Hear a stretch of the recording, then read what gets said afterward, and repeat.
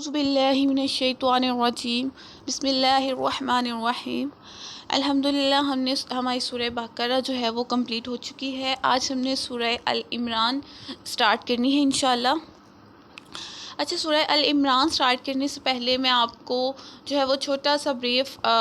کہ ہم نے جو سورہ بقرہ پڑھی ہے اس کا ہمیں کتنا اجر ملا ہے وہ میں آپ سے تھوڑا سا ڈسکس کرنا چاہتی ہوں، تاکہ جب ہم قرآن آگے مزید پڑھیں تو آپ کے دل میں مزید جو ہے نا وہ شوق سے آپ قرآن پاک پڑھیں کہ ہمیں ساتھ نیکیاں بھی مل رہی ہیں، ہمیں ساتھ اللہ تعالیٰ کے احکامات کو سیکھنے کا موقع بھی مل رہا ہے، تو وہ سارا کچھ پھر آپ زیادہ شوق سے جو ہے نا وہ پڑھیں گی۔ تو اگر آپ کو یاد ہو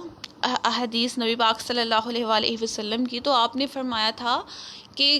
جو بھی بندہ جو ہے وہ قرآن پڑھتا ہے تو اس کو قرآن کے ایک حرف کے بدلے 10 نیکیاں ملتی ہیں، اور ہم نے الحمدللہ سورہ بقرہ کمپلیٹ کر لی ہے۔ اس میں جو ہے وہ ٹوٹل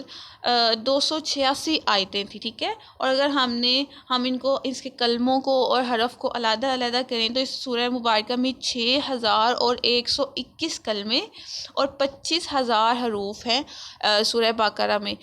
جو ہم نے پڑھ لی ہے۔ اب اگر یہ 25,000 جو حروف ہیں ان کو آپ 10 سے ملٹیپلائی کریں تو کتنی زیادہ جو ہے وہ نیکیاں بنتی ہیں، اور یہ نیکیاں صرف ان کے لیے ہیں، ان کا بتایا گیا ہے کہ جو سمپل مینس کے جیسے تلاوت قرآن کی جاتی ہے ویسے کرتے ہیں، جو لوگ سمجھ کے قرآن کو پڑھتے ہیں، جو اس کا ترجمہ پڑھتے ہیں اور بار بار رپیٹ کر کے پڑھتے ہیں کہ اس کو یاد کرنے کے لیے، ان لوگوں کی تو نیکیاں لاکھوں کروڑوں میں جاتی ہیں۔ تو الحمدللہ ہم نے بھی ایسے ہی قرآن کو پڑھا ہے، ہماری بھی نیکیاں انشاءاللہ ایسے ہی اللہ تعالیٰ نے جو ہے ہمیں نیکیاں دی ہوں گی۔ اور اسی طرح جو آج ہم سورہ العمران سٹارٹ کرنے والے ہیں، جو العمران سورہ ہم نے پڑھنی ہے، اس میں بھی ایسے ہی ہے کہ اس میں بھی جو ہے وہ 200 آیتیں ہیں، 200 آیتیں 3,480 کلمے ہیں اور 14,520 حروف ہیں اس میں، سبحان اللہ۔ اور اس کو بھی اگر آپ ملٹیپلائی کریں 10 سے تو کتنی نیکیاں بنتی ہیں جو کہ ہم پڑھنے جا رہے ہیں، جو اللہ تعالیٰ ہمیں عطا کریں گے ماشاءاللہ سے۔ ایسے ہی جو ہے نا وہ کہ اللہ تعالیٰ ہمیں نیکیاں عطا کرے، ہم قرآن کو احکامات کو سیکھیں، اس پر عمل کریں، اس نیت سے کریں تو انشاءاللہ اور بھی اللہ تعالیٰ بہت زیادہ جو ہے نیکیاں عطا کرتے ہیں۔ ہم سورہ العمران کا جو ہے وہ مختصر سا تعارف دیکھ لیتے ہیں کہ سورہ العمران جو ہے یہ مدنی صورت ہے، کیونکہ یہ تب نازل ہوئی تھی جب آپ صلی اللہ علیہ وآلہ وسلم جو ہے وہ مکہ سے مدینہ کی طرف ہجرت کر کے گئے تھے، تو یہ وہاں پہ نازل ہوئی تھی، تو اس لیے یہ مدنی صورت ہے۔ اور جو ہے اس کے مختلف نام ہیں، اس کو سورہ جو ہے وہ مجادلہ بھی کہا جاتا ہے، اس کو سورہ استغفار بھی کہتے ہیں، اور کہتے ہیں کہ جیسے وہ ٹوین سسٹرز ہوتی ہیں نا، سورہ بقرہ اور سورہ العمران ایسے ہیں کہ کچھ احکامات جو ہے نا ان میں ملتے جلتے ہیں۔ اگر ہم سورہ بقرہ کی بات کریں تو اس میں ہم نے جو یہودی ہیں، جو موسیٰ علیہ السلام کی قوم تھی، بنی اسرائیل تھی، ان کے بارے میں ہم نے ڈیٹیل کے ساتھ پڑھا کہ اللہ تعالیٰ نے کتنی احکامات ان پہ نازل کیے، تو ان کو کتنی زیادہ جو ہے اللہ تعالیٰ نے نعمتیں بھی دی تھیں، لیکن انہوں نے کتنی نافرمانیاں بھی کی۔ اب جو یہ سورہ العمران ہے نا، ہم اس میں کرسچنز کے بارے میں پڑھیں گے، جو نصارہ ہیں ہم ان کے بارے میں ڈسکس کریں گے، وہ کیا کرتے تھے، ان کے کیا عقائد تھے، سب کچھ وہ ہم جو ہے نا اس سورہ میں ڈسکس کریں گے۔ سورہ بقرہ میں جو ہے ہم نے حضرت آدم علیہ السلام کا قصہ پڑھا تھا کہ کیسے اللہ تعالیٰ نے حضرت آدم علیہ السلام کی تخلیق کی۔ اس سورہ العمران میں ہم حضرت عیسیٰ علیہ السلام کی پیدائش کے بارے میں پڑھیں گے کہ ان کی پیدائش کیسے ہوئی۔ اب جو ہے جو اس کا نیم ہے سورہ العمران، یہ کیوں رکھا گیا؟ کیونکہ یہ ایک نبی تھے، حضرت مریم علیہ السلام کے جو والد تھے، ٹھیک ہے، ان کا نام حضرت عمران تھا، جو کہ حضرت عیسیٰ علیہ السلام کے نانا تھے۔ ان کے جو واقعات ہیں وہ اللہ تعالیٰ اس میں جو ہے نا ان کے بچوں کے اور ان کے واقعات آگے آئیں گے جو ہم نے پڑھنے ہیں، تو اس مناسبت سے جو ہے نا اس سورہ کا نام سورہ العمران رکھا گیا تھا۔ اب ہم اس کو سٹارٹ کرتے ہیں۔ اب یہ اس کے سٹارٹ جو ہوا ہے نا، جو آیتیں نازل ہوئی وہ کیوں ہوئی کہ جب نبی پاک صلی اللہ علیہ وآلہ وسلم جو ہے نا وہ مدینہ میں تھے، ٹھیک ہے، مدینہ میں یہ نازل ہوئی ہے، تو وہاں پہ جو ہے وہ یہ آیتیں جو ہے نا وفد نجران کے حق میں نازل ہوئی تھی۔ اس سورہ مبارک کا جو شان نزول آپ کہہ لیں کہ جو شان نزول ہے اس کا، وہ وفد نجران کے حق میں تھا کہ یہ لوگ جو ہے نا یہ 60 سواروں پر مشتمل لوگ تھے جو کہ مدینہ میں آئے تھے، اور یہ کہتے ہیں کہ اتنا یہ لوگ جب یہ لوگ آئے تھے اور ان کا جو قافلہ تھا وہ اتنا خوبصورت تھا کہ سب نے اتنے خوبصورت ڈریس پہنے ہوئے تھے، قیمتی جو ہے نا وہ قیمتی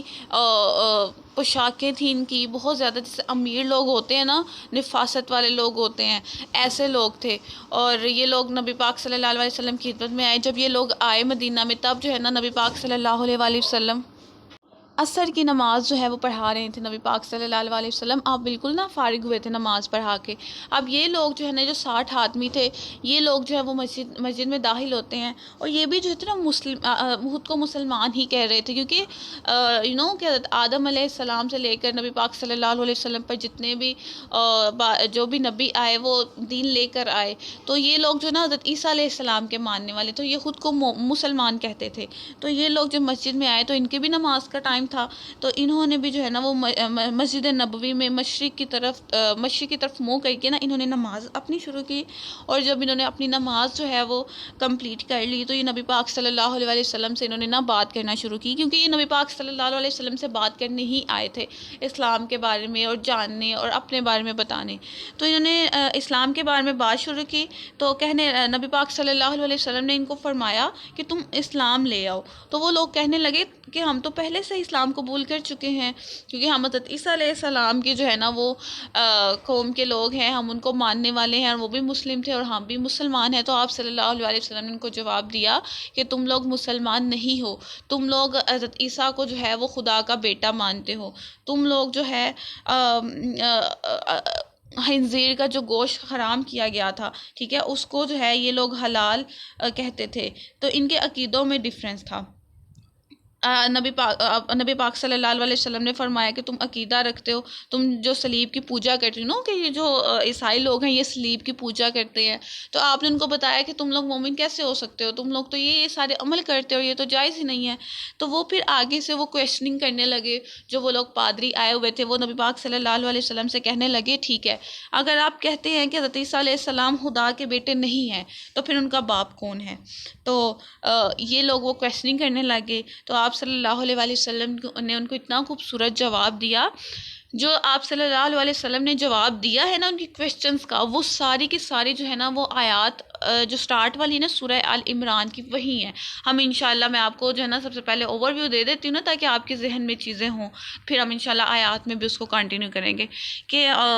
آپ صلی اللہ علیہ وسلم کو جواب دیا، کیا تم نہیں جانتے کہ بیٹا جو ہے اپنے باپ سے مشابہ ہوتا ہے، جو چیزیں باپ میں ہوتی ہیں وہ بیٹے میں بھی ہوتی ہیں؟ تو وہ انہوں نے اقرار کیا کہ جی ایسا ہوتا ہے، بیٹا جو ہے اپنے باپ سے ملتا ہے۔ تو آپ صلی اللہ علیہ وسلم نے فرمایا کیا تم نے نہیں دیکھا کہ ہمارا خدا تو جو ہے ہمارا رب حی لا یموت، کہ وہ تو ہمیشہ زندہ رہنے والا ہے، اس کو کبھی موت نہیں آتی، لیکن حضرت عیسیٰ علیہ السلام پر تو موت آنے والی ہے، ٹھیک ہے۔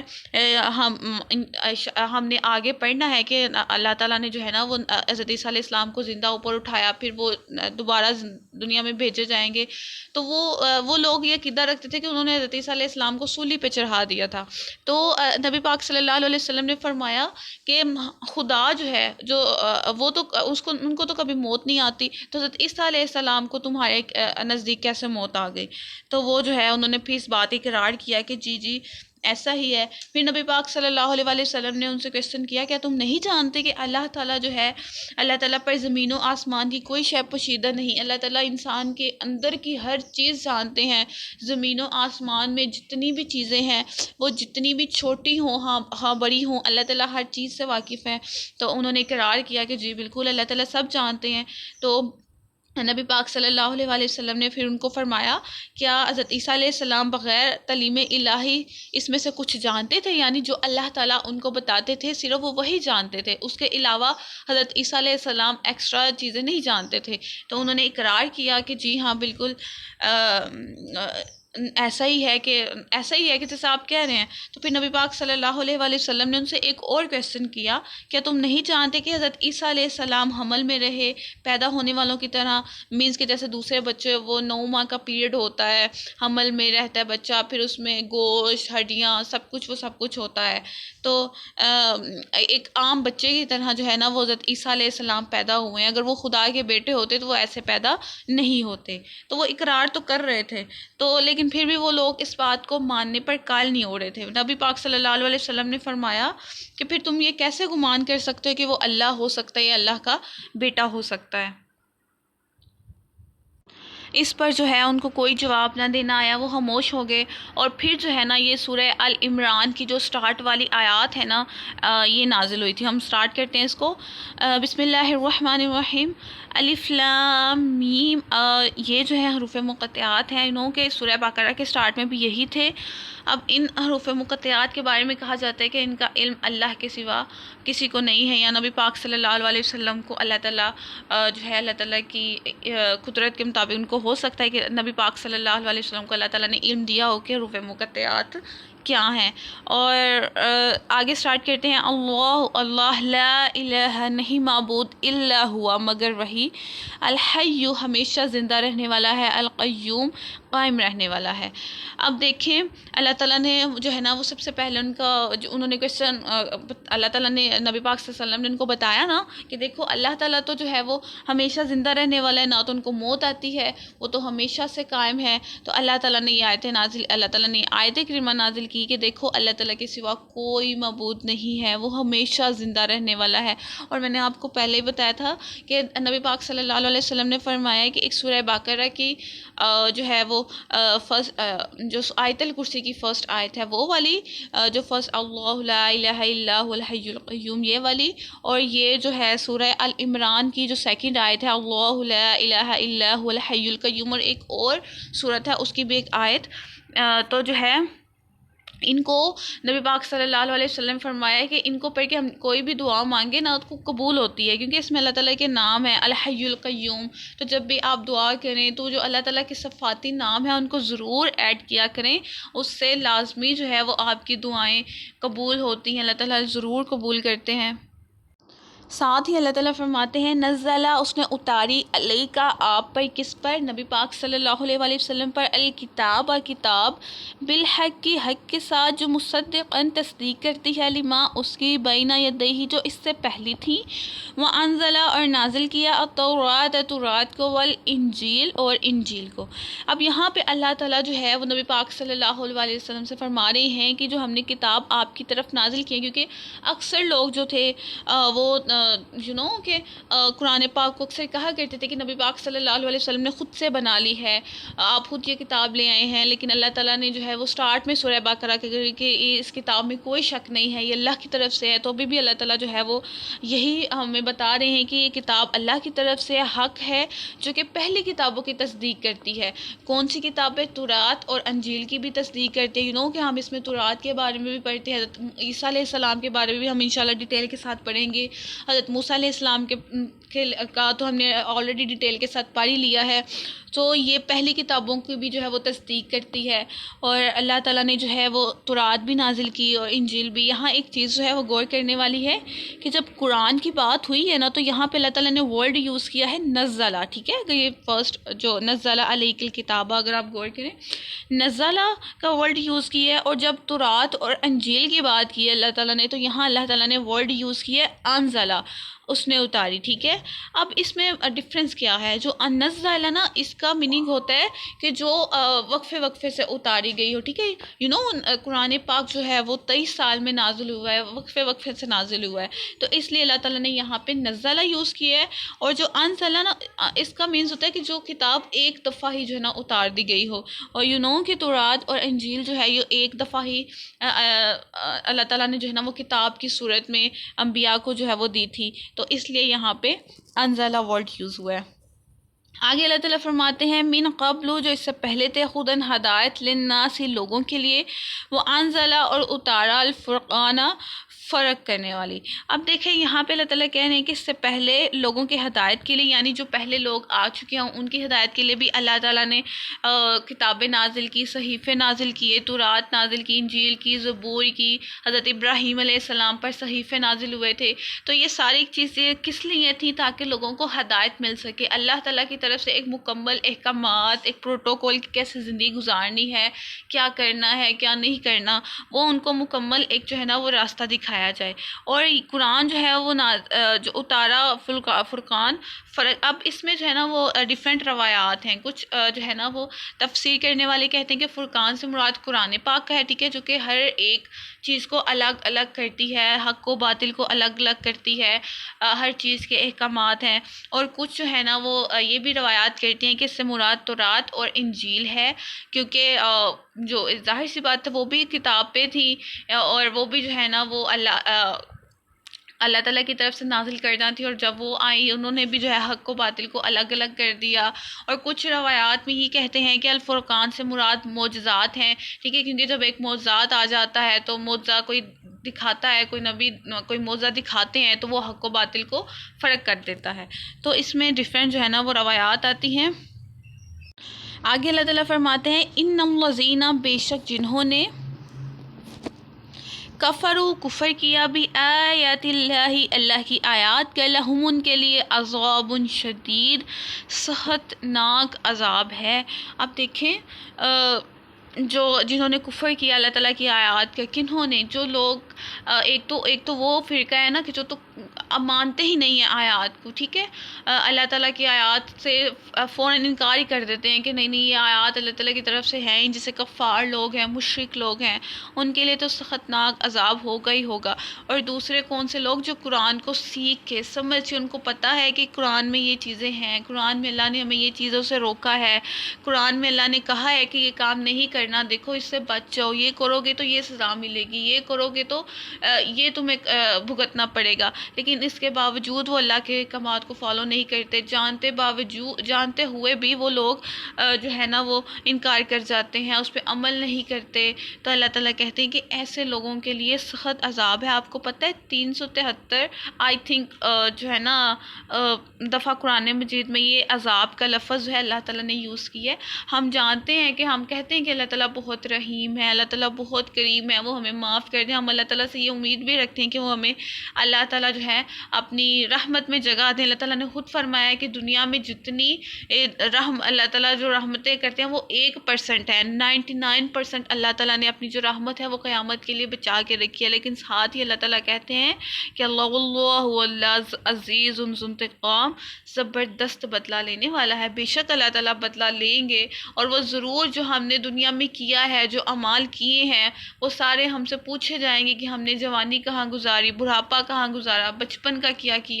کیا چیزیں کی، کون سے سٹیپ کیے، کتنا ہم نے قرآن کو فالو کیا، ہر چیز اللہ نے ہم سے پوچھنی ہے، ہر چیز پوچھنی ہے۔ تو خود کو اس چیز کے لیے ریڈی رکھیں کہ بے شک اللہ رحم کرنے والے ہیں، لیکن وہ ساتھ ہی ہم سے حساب بھی ضرور لیں گے۔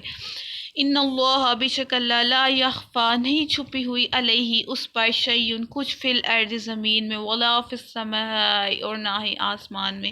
یہ وہی جو ہے نا وہ مکالمہ ہو رہا تھا نا ان کے ساتھ، جو نجران کے وفد نجران تھے، تو یہ ساری مکالمہ ان کے ساتھ نبی پاک صلی اللہ علیہ وسلم کر رہے تھے، ان کو بتا رہے تھے کہ اللہ تعالیٰ سے تو کوئی چیز چھپی نہیں ہوئی، اللہ تعالیٰ تو ہر چیز جانتے ہیں۔ تو وہی اللہ تعالیٰ نے جو ہے نا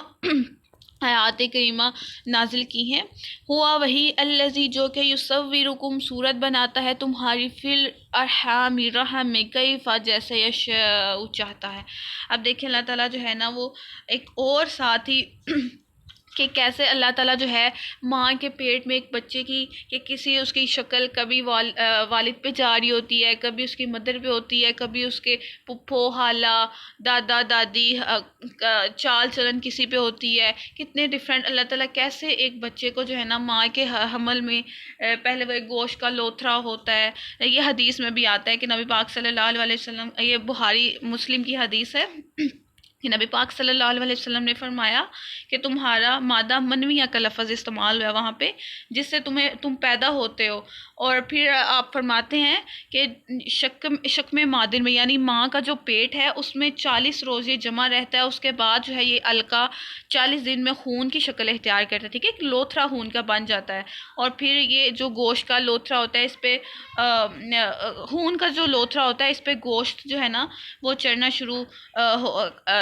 گوشت جو ہے وہ چڑھنا شروع ہو جاتا ہے۔ اس کے بعد اللہ تعالیٰ جو ہے ایک فرشتہ بھیجتا ہے جو کہ اس کا رزق، اس کی عمر، وہ کیا عمل کرے گا، اس کا کیا انجام ہوگا، اس کی کیا سعادت ہے، کیا شقاوت ہے، ہر چیز جو ہے نا وہ اس کی لکھی جائے گی، اور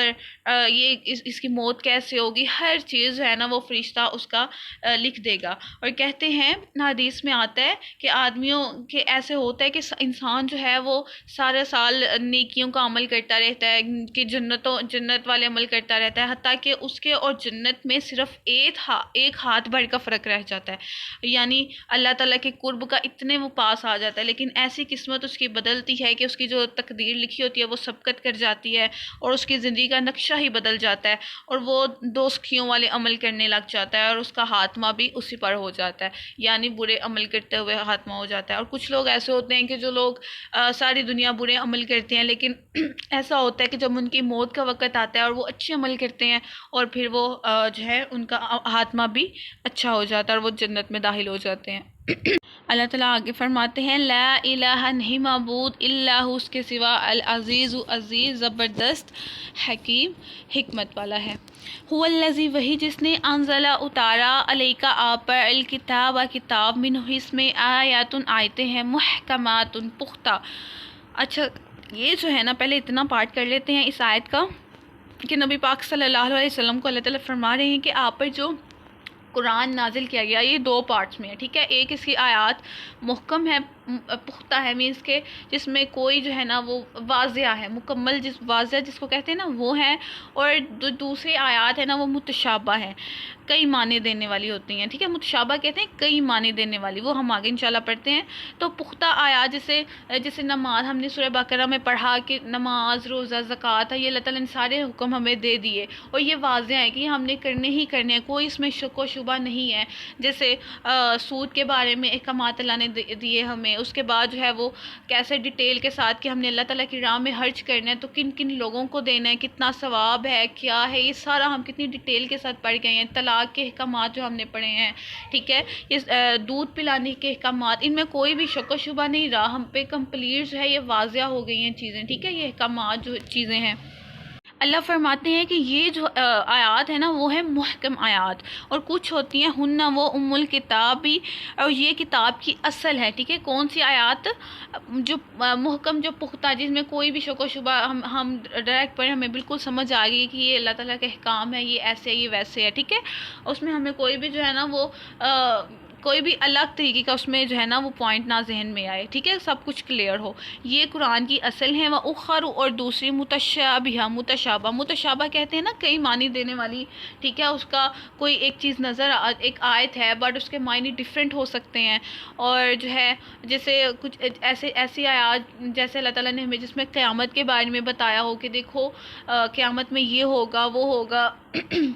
ٹھیک ہے، غیب کی چیزیں ہوتی ہیں کافی، جو غیب ہم نے دیکھی تو نہیں ہوتی نا، غیب کی چیزیں ہم جسٹ جو ہم قرآن میں پڑھ رہے ہیں یا حدیث کے تھرو ہی ہمیں پتہ چلتا ہے، وہی ساری چیزیں ہیں، وہ ہم نے چیزیں آنکھوں سے نہیں دیکھی یا ہم اس پہ عمل نہیں کرتے، ٹھیک ہے، یا آپ ایسے کر لیں کہ محکمات، ان محکم آیات سے ایسے لے لیں کہ جس میں احکامات ہیں جن کو ہم فالو کرنے ہیں، کہ اللہ تعالیٰ نے کہا ہے کہ دیکھو یہ تم نے فالو کرنی ہے، اور متشابہ میں یہ کر لیں گے جو ہے نا اس میں احکامات نہیں ہوتے، ٹھیک ہے، اس میں جسٹ ہے نا ہمیں چیزیں بتائی جاتی ہیں کہ دیکھو یہ ایسے ہوگا، ایسے ہوگا، یہاں پہ جو غیب کی چیزیں ہیں وہ اس میں لے لیں۔ تو یہ اللہ تعالیٰ کہہ رہے ہیں کہ اصل جو ہے نا کتاب کی اصل، وہ محکم آیات ہی ہیں، مینس کہ جس میں احکامات ہیں کہ ہم نے کیا کیا اس دنیا میں رہ کے احکامات کو فالو کرنا ہے، اور نبی پاک صلی اللہ علیہ وسلم اور کہتے ہیں کہ جو متشابہ ہے نا، ان کا علم جو ہے نا اصل حقیقت صرف اللہ ہی جانتے ہیں، لیکن نبی پاک صلی اللہ علیہ وسلم فرماتے ہیں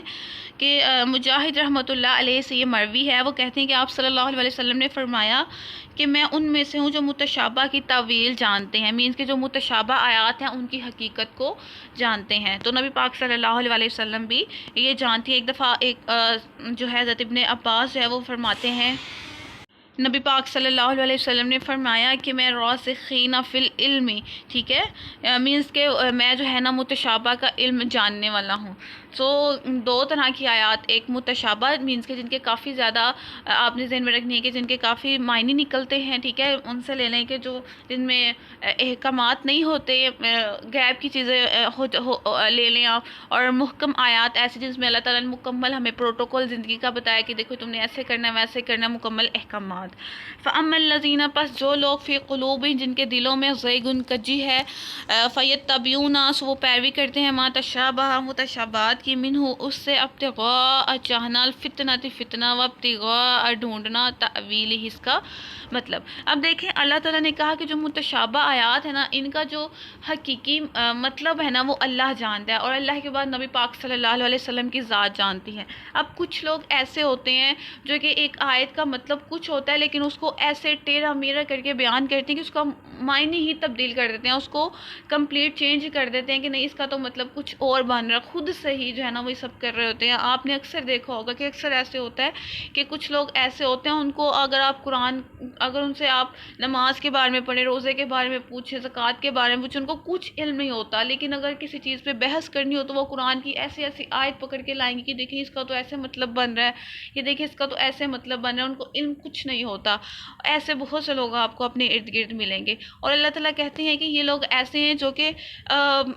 احکامات والی آیات کو چھوڑ کے جو متشابہ آیات ہیں نا ان کے پیچھے پڑ جاتے ہیں، اور اس میں جو ہے نا وہ چیزیں نکال رہے ہوتے ہیں، حالانکہ ان کی کوئی اصل ہی نہیں ہوتی، حالانکہ ان کا مطلب صرف اللہ کی ذات ہے۔ تو اللہ تعالیٰ کی کسی بھی آیات پہ جو ہے وہ بحث نہیں کرنی، کچھ نہیں کرنا، نہ ہی اپنے سے جو ہے نا اس کے مطلب نکالنے کہ اچھا اس آیت کا یہ مطلب نکل سکتا ہے، اچھا اس آیت کا یہ مطلب نکل سکتا ہے، اس طرح سے کچھ نہیں کرنا۔ یہ اللہ تعالیٰ یہاں پہ منع کر رہے ہیں، وہ ماں اور نہیں، یا علم جانتا تأویل ہی اس کا مطلب الا اللہ مگر اللہ۔ دیکھیں اللہ تعالیٰ نے وہی بات کر دی کہ ان کا مطلب جو حقیقت ان کا جو مطلب ہے وہ اللہ کے سوا کوئی نہیں جانتا۔ والراسخون اور مضبوط فی العلم علم یقولون کہتے ہیں آمنا ہم ایمان لائے بھی اس میں۔ اب اللہ تعالیٰ جو ہے نا ایمان والوں کی یہاں پہ صفت بیان کر رہے ہیں۔ ایک تو وہ لوگ ہیں نا کہ جو لوگ بغیر مطلب کہ اللہ تعالیٰ کی آیات میں سے اپنے حساب سے مطلب نکال دیں گے، اچھا اس کا مطلب یہ ہوگا، اچھا ایک مطلب یہ ہوگا۔ اور کچھ اللہ تعالیٰ ایسے کہتے ہیں جو نیک لوگ ہیں، جو پختہ لوگ ہیں، جو اللہ تعالیٰ کو سچ میں فالو کرنے والے ہیں، جو ہدایت پہ ہیں، وہ لوگ جب بھی اللہ تعالیٰ کی کوئی آیت نازل ہوتی ہے جیسی ہوتی ہے اس میں کوئی نئی چیزیں نہیں نکالتے بلکہ کہتے ہیں کہ ہم ایمان لائے، جو اللہ تعالیٰ نے کہہ دیا ویسا ہی ہے۔ کل من عند ربنا، بے شک سب ہمارے رب کی طرف سے ہے، ٹھیک ہے۔ یہ وہ میں نے آپ کو کہا تھا نا کہ جب بھی آپ کوئی آیت پڑھیں کماد کریں تو آپ نے کہنا کہ یا اللہ ہم نے سنا اور ہم نے مانا۔ یہ بھی وہی لوگ ہیں کہ جو بھی اللہ تعالیٰ کی آیت آتی ہے نازل ہوتی ہے ان کے جو ہے نا وہ الگ الگ مطلب نہیں نکالتے، کہتے ہیں کہ اللہ تعالیٰ نے جو ہمیں کہہ دیا ہم نے اس کو مانا اور اس پہ عمل کیا۔ وما اور نہیں یذکروا سمجھتے الا مگر اولو الالباب عقل والے لوگ۔ اب اس سے جو اگلی آیات ہے نا اس میں اللہ تعالیٰ ہمیں جو ہے نا وہ دعا بتا رہے ہیں کہ دعا ہم نے کیسے مانگنی ہے، ٹھیک ہے، اپنے دلوں کو ٹھیک کرنے کے لیے، اپنے دلوں میں سے کینہ، ٹیڑھے پن، ہر چیز کو دور کرنے کے لیے ہم نے جو ہے نا وہ دعا مانگنی ہے۔ ایک دفعہ جو ہے نا وہ نبی پاک صلی اللہ علیہ وسلم کی وائف تھی، انہوں نے پوچھا آپ صلی اللہ علیہ وسلم، میرے ذہن میں نیم نہیں آ رہا کہ کون سی وائف نے پوچھا تھا، آپ سے پوچھا تھا کہ کیا لوگوں کے جو دل ہیں وہ بھی ٹیڑھے ہو جاتے ہیں، کیا ٹیڑھا پن دلوں میں بھی ہوتا ہے؟ تو آپ صلی اللہ علیہ وسلم نے فرمایا تھا کہ اللہ تعالیٰ انسان کا جو دل ہے وہ اللہ تعالیٰ کی دو انگلیوں کے درمیان ہے، اور اللہ تعالیٰ چاہے اسے اس طرف کر دے یا اس طرف کر دے، یعنی اسے سیدھے راستے پہ لے آئے یا جو ہے نا ٹیڑھا کر دے دل اس کا. تو اللہ تعالیٰ سے ہم نے دعا کرنی ہے. کیسے دعا کرنی ہے اللہ تعالیٰ سے؟ کہ ہمارے دلوں کو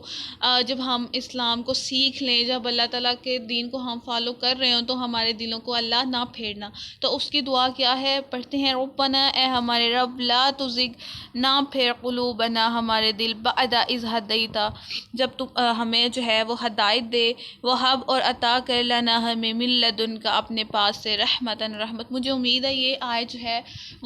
موسٹلی بچوں کو جو ہے یہ آتی ہوگی، ہم یہ پڑھتے ہیں. تو آپ اگر نہیں بھی آتی تو آپ اس کو دعا کو یاد کر لیں، اور ہر نماز کے بعد یہ لازمی دعا کیا کریں کہ اللہ ہمارے دلوں کو کبھی نہ پھیرنا، ہمارے دلوں کو جب اسلام کی دولت سے نواز دے، جب سیدھے رستے پہ چلنے کی ہمیں توفیق آپ عطا کریں، تو ہمارے جو ہے وہ جو پاؤں ہیں وہ نہ بھٹکے، ہم سیدھے رستے سے نہ بھٹکے، ہمارے دلوں کو جو ہے آپ اپنی رحمت سے سیدھے رستے کی طرف ہی لگائے رکھنا. انکا انت الوہاب، بے شک تو ہی سب سے بڑا دینے والا ہے. بے شک ربنا، اے ہمارے رب، انکا، بے شک تو ہی، جامع، جمع کرنے والا ہے، الناس، لوگوں کو، لیومن، اس دن، لا ریبہ، نہیں شک، فیہ، اس میں. اب دیکھیں اللہ تعالیٰ جو ہے دوبارہ سے یہاں پہ ہمیں قیامت کے بارے میں بتا رہے ہیں کہ دیکھو یہ بھی جو ہے نا ایک دعا میں آ رہا ہے کہ جب ہم روزانہ ایک چیز پڑھیں گے کہ ہم نے قیامت کے دن جمع ہونا ہے، اللہ تعالیٰ کو اپنا حساب و کتاب دینا ہے، تو ڈیفینیٹلی ہم اپنے اعمال کو بھی جو ہے نا وہ سیدھا کریں گے، اپنے بارے میں سوچیں گے کہ ہم نے آخر اللہ تعالیٰ کے سامنے کھڑے ہونا ہے، ہم کیا جواب دیں گے اپنے اعمال کا، کہ جس دن کے ہونے میں کوئی شک نہیں ہے. آپ جس میں آپ 30 پارہ پڑھیں، ترجمے کے ساتھ ایک دفعہ پڑھیں، زمین نکل جاتی ہے پاؤں سے. اتنا خوفناک منظر بیان ہوتا ہے نا کہ قیامت کے دن کیا ہوگا، کیسے ہوگا. کہ 30ویں پارے میں ہے کہ اذا زلزلت الارض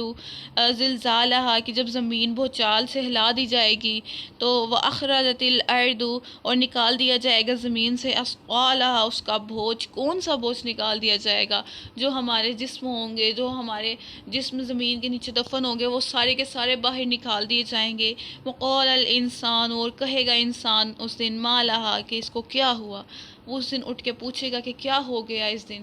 اور یومئذ، اس دن، تحدث، حالات بیان کریں گے، اخبارہا، اس کی خبریں. اور اس دن کون سی خبریں بیان کرے گی زمین؟ کہ ہم نے اس دنیا میں کیا کیا، کہاں پاؤں رکھے، کہاں ہم نے سجدہ ریز ہوئے، کہاں ہم نے اللہ تعالیٰ کے احکامات کو فالو کیا، کہاں ہم زمین پہ نرمی سے چلے. ہر چیز جو ہے یہ بیان کر دے گی یہ زمین، ہمارے حق میں ہر چیز بتائے گی. تو کبھی پڑھیں کہ ہم نے ہر چیز کا حساب دینا ہے. ہر وقت یہ چیز یاد رکھا کریں کہ ہم نے اللہ کی بارگاہ میں پیش ضرور ہونا ہے، اور ہم نے اس قابل ہونا ہے کہ ہم اللہ کے سامنے اچھے اعمال پیش کر سکیں، اپنے آپ کو اچھا ثابت کر سکیں انشاءاللہ. اللہ تعالیٰ ہمیں اس کی توفیق بھی عطا کریں. ان اللہ، کہ بے شک اللہ تعالیٰ، لا یخلف المیعاد، اللہ تعالیٰ وعدے کے خلاف نہیں کرتا. اللہ تعالیٰ نے یہ وعدہ کیا ہوا ہے کہ اس سے بندوں سے حساب لیا جائے گا، تو ڈیفینیٹلی بندوں سے حساب ضرور لیا جائے گا. اللہ تعالیٰ ہمیں اپنے سیدھے راستے پہ چلنے کی توفیق عطا فرمائے، اور ہمارے لیے اسلام کو آسان کر دے. آمین.